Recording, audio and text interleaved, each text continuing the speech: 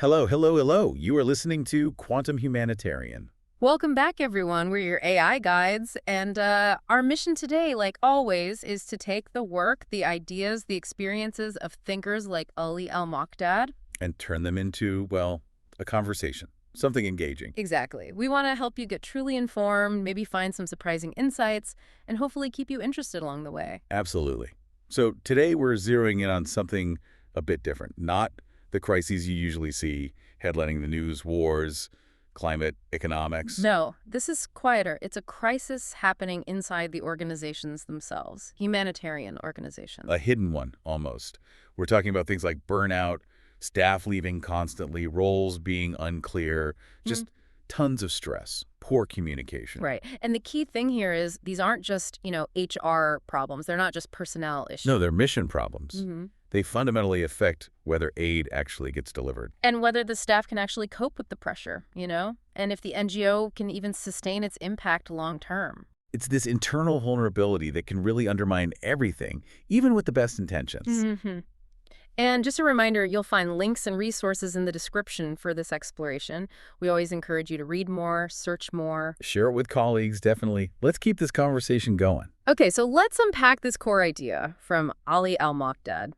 He frames organizational psychology, OP, let's call it, not as some kind of optional extra or a luxury. Right.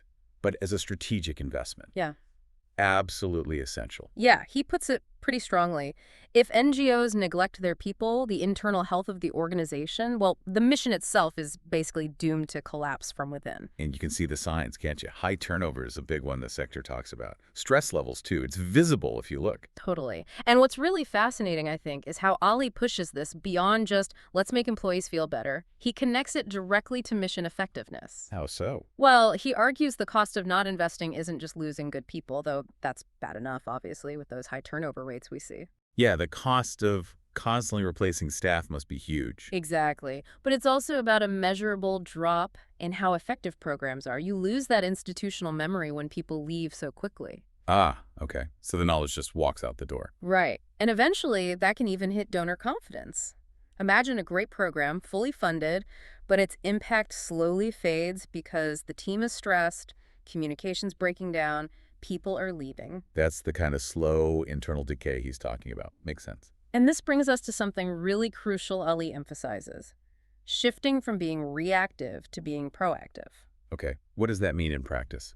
Well, think about the typical response. Someone's burning out, they're clearly stressed.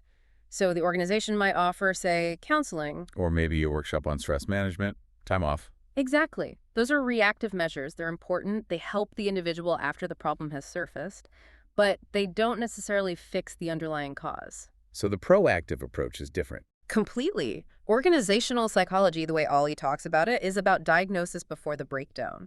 Asking why. Why is burnout happening systemically? Ah, so looking at the system, not just the individual employee. Precisely. It means assessing the actual structures, the culture, the policies, the communication flows within the NGO. What are the root causes of the stress? MM. And then designing interventions that address those root causes. Things baked into the system, not just relying on individuals to be resilient enough to cope. It's about changing the environment itself. That feels like a much deeper fix. It is. And honestly, if you just do a quick online search like NGO burnout stats or humanitarian turnover rates. You find a lot. Oh, yeah. Tons of studies confirm what Ali observes. People are leaving fast, often within a year or two. Wow, a year or two. That's really quick. It is. And think about the disruption. Constant project handovers, loss of that vital institutional knowledge we mentioned. And the cost. Recruiting, training. It must be astronomical. Sector reports often put NGO turnover around, 20–30% globally each year. Sometimes even higher in specific contexts. Imagine trying to run complex, long-term programs when a quarter or more of your team is new every year. Yeah, that's not just sad for the people involved. It's incredibly inefficient.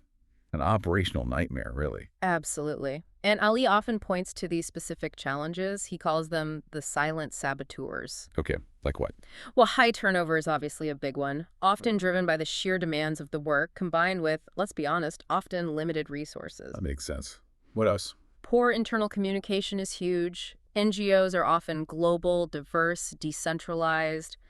It's easy for messages to get lost, efforts duplicated, opportunities missed. Oh, definitely. And unclear roles. That's another one. People aren't quite sure what they're responsible for. Exactly. Leads to inefficiency, conflict, especially when the pressure's already high. It almost feels like, you've got this whole convoy of aid trucks Yeah, all lined up. ready to go, but nobody's quite sure who has the keys or maybe where the map is. That's a perfect analogy. And the irony, Ali points this out too, is pretty stark. What's the irony? NGOs are often brilliant analysts of the outside world, right?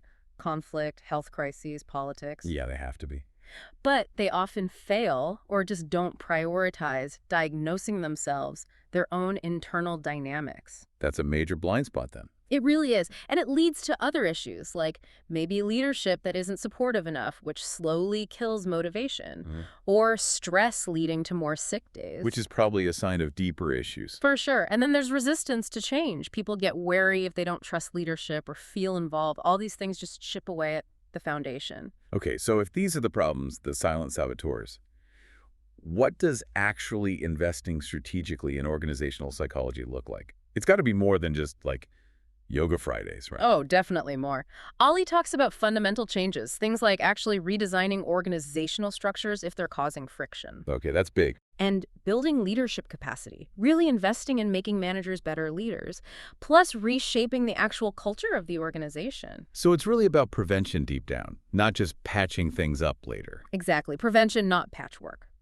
And Ali offers some really concrete ideas. Like what? Give us some examples. Okay, take high turnover. He says, do proper exit interviews. Really listen to why people leave. Don't just tick a box. Get real feedback. Yeah, and regular anonymous employee surveys to keep a finger on the pulse. But then you have to act on it. How? Things like better employee engagement, clear feedback loops, recognizing people's contributions, offering actual career paths, mentorship. And pay. Does that come into it? Absolutely. Competitive compensation, as much as budgets allow, is still fundamental. You can't ignore that. Right. And what about that communication problem? Establish clear, open channels, regular town halls, maybe good newsletters, using tools like Slack or Teams effectively so people aren't working in silos. Makes sense. Get people talking. And for unclear roles, it sounds simple, but having really clear, detailed job descriptions and regular check-ins between staff and supervisors just to clarify expectations. Basic stuff, but maybe easily overlooked when things get busy. Very easily. And then there's leadership. Ali calls it addressing leadership blind spots. What does that involve? Investing seriously in leadership development, not just generic courses, but training focused on managing diverse teams in high-stress situations, handling conflict well, building trust. So equipping leaders with the right skills for this specific, demanding context. Precisely. Cultivating leaders who actually understand that empathy and supporting their team's well-being isn't soft stuff, it's absolutely critical for the mission. Okay, this all sounds great, really important, but the question that always comes up for NGOs, the cost. How does Ali argue that this stuff actually saves money? Because it sounds like it requires upfront investment. That's the million-dollar question, isn't it? And he tackles it directly. Yes, it's an investment, but the ROI, the return, is real and measurable. How so? Think about it. Lower turnover means massive savings on recruitment and training. Fewer absences mean more consistent work getting done. Less disruption. Right. Fewer internal conflicts mean managers aren't spending all their time putting out fires. Projects run smoother because teams work better together. So the savings aren't just theoretical. No, there's empirical evidence. Studies in the nonprofit world have shown that implementing these kinds of psychology-driven strategies can cut turnover by, say, 15–25%. Wow, that's substantial. It really is. Calculate what that saves in recruitment costs alone for a medium-sized NGO. It adds up incredibly fast. Investing in people literally pays dividends. And you mentioned Ali brings in technology here too. How does tech fit with organizational psychology? Yeah, this is quite interesting. He suggests tech can be a powerful partner. Think about digital platforms for giving anonymous feedback easily. Okay, so easier data collection. Exactly. Or even AI tools. Now, this needs care, obviously, but AI could potentially monitor workplace well-being indicators. Not invasively, but looking at aggregated, anonymized data patterns. Like what kind of patterns? Maybe analyzing communication sentiment or patterns of work hours, like lots of late-night emails across a team might signal unsustainable workload. It could provide real-time data on stress or morale trends. So AI is an early warning system, almost. Sort of. Ali's point is that AI isn't replacing human empathy or judgment. It's about surfacing blind spots, providing insights that humans might miss in the day-to-day noise. How else could AI help? Well, enhancing engagement through analyzing feedback trends, maybe offering personalized learning suggestions based on performance data. For well-being, maybe suggesting resources through AI-powered apps. Accessible support. Even in recruitment, AI screening might help reduce unconscious bias if designed carefully. AI chatbots could help new hires get up to speed faster. So using data and tech to be more strategic and maybe even more human-focused. That's the idea, leveraging tech to get a clearer, real-time picture of the organization's internal health, allowing for more targeted, data-driven interventions instead of just guesswork. That sounds potentially transformative, especially for complex global organizations. It could be. But, and this is a big but that Ali also addresses, Let me guess. culture. You got it. What works in a headquarters in, say, London or New York might totally fall flat or even backfire in a field office in Nairobi or Bogota. Right. Cultural context is everything. Absolutely. Frameworks like Hofstede's cultural dimensions really highlight this.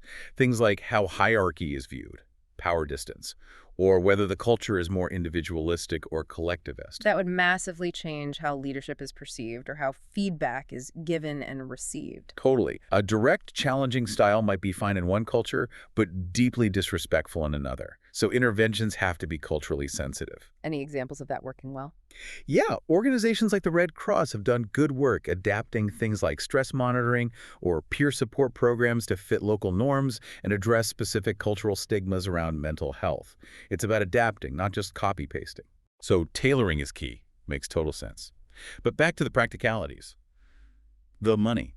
If an NGO is strapped for cash, how does Ali suggest they actually fund this stuff? He's realistic about it. One avenue is looking for specific grants or foundations that support organizational health initiatives, like the SIOP Foundation he mentions. Okay, dedicated funding sources. Another really smart strategy is building it into regular grant proposals. Frame investment in staff well-being and organizational health not as an overhead, but as crucial for program sustainability and impact. Position it as risk management and quality assurance for donors. Exactly. Show donors that a healthy, stable team is essential for delivering results long-term. More donors are starting to look for that kind of systemic resilience. And what if you can't get big grants right away? Can you start smaller? Definitely. Ali advocates for phased implementation. Start with low-cost things. Simple, anonymous surveys to get a baseline understanding of the issues. Use that data to build a case. Right. Show some initial results, demonstrate the value, build buy-in internally, and then scale up gradually to more comprehensive programs. It's about starting somewhere and proving the concept. Okay, here's something for you, our listeners, to think about. A little reflective exercise. Cast your mind back to a workplace you've been part of. Could be an NGO, could be anywhere. Yeah, think about the unspoken stuff. What was the underlying stress that really shaped how people behaved, how decisions were made? Was it just crushing workload? Was it maybe confusing direction from leadership? Or perhaps difficult experiences, trauma maybe, that no one ever talked about? Just hold that in your mind for a moment. Yeah. Because that feeling, that dynamic, that's the kind of thing organizational psychology tries to bring into the light, understand, and ultimately fix. So the bottom line here, weaving together all these threads from Ali's work. It really comes down to valuing people, doesn't it? Absolutely. The biggest asset any NGO has isn't the funding or the equipment or the buildings, it's the people. And if the people aren't okay, if they're burning out or leaving because the internal system is broken, Then the mission itself is at risk. It collapses from the inside out. Ali calls it the strategic advantage of psychology. Yeah, and maybe it's also just fundamental common sense, the kind the humanitarian world really needs to embrace fully. This has been Quantum Humanitarian, exploring ideas through the lens of Ali Al Mokdad's work and experiences, brought to you by us, your AI guides. You'll find those links and resources we mentioned in the description. Please do check them out, share them, and keep thinking and questioning with us. We'll be back next time to explore another fascinating area. Until then, keep imagining, keep questioning, and keep building.